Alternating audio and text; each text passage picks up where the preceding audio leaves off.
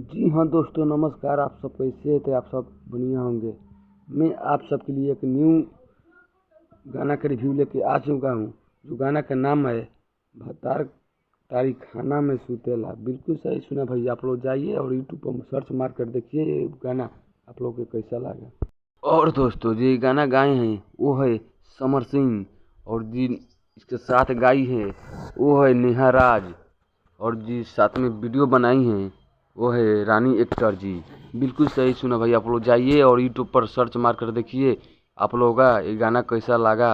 और ये गाना बहुत सुपर डुपर हिट जा रहा है। भतार तारी खाना में सुतल बा। आप लोग जाइए और यूट्यूब पर सर्च मार कर देखिए। और ये दोस्तों, इंडस्ट्री में इतना धमाल मचा कर रख दिया ये गाना। और दोस्तों, मेरे चैनल पर नए हैं तो एक लाइक कर दीजिए और सब्सक्राइब कर दीजिए और अपना दोस्तों के पास शेयर कर दीजिए कि वो भी चलाकर ये गाना सुन सके और आनंद उठा सके। धन्यवाद दोस्तों।